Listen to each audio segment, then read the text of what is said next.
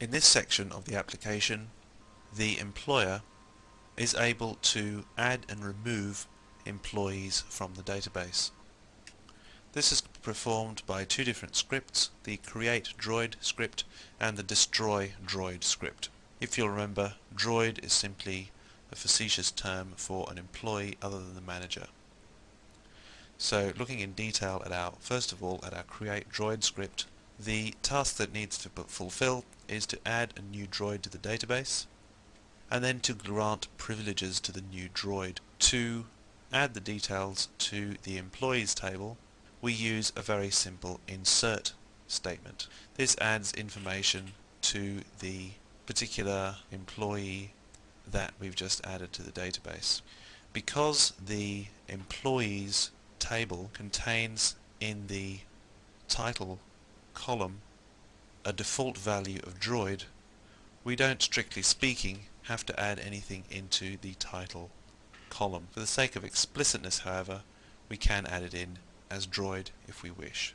The next rather more complicated part of this script is to grant user privileges to the droid. This is done by a series of grant statements. Now, let's break this down a little bit.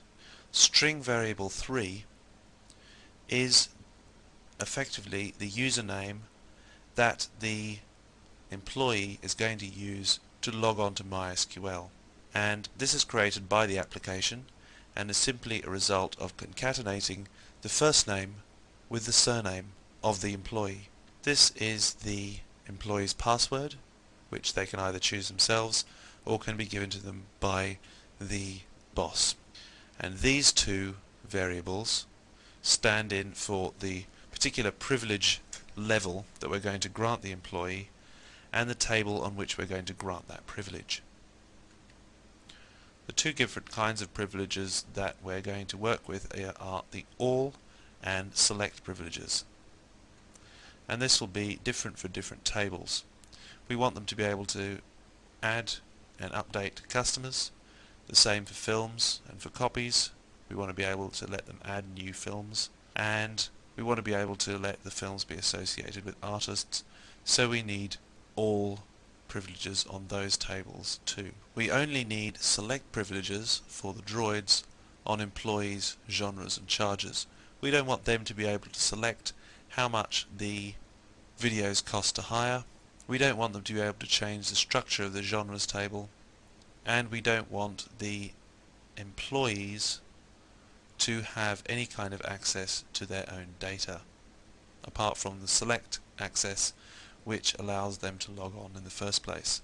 So essentially the two lists of tables are split up depending on whether we grant them all privileges or only select privileges. So the way this works in the application is that we simply run a query like this several times so that we can be really specific about which privileges we're granting.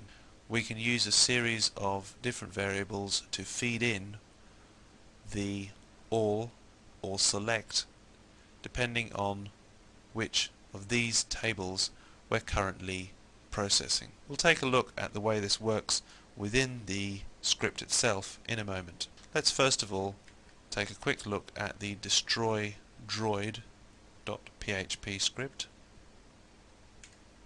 First thing we need to do is to get the username of the droid, then we need to remove the droid from the database, and then we need to revoke all that droid's privileges in terms of its status as a MySQL user.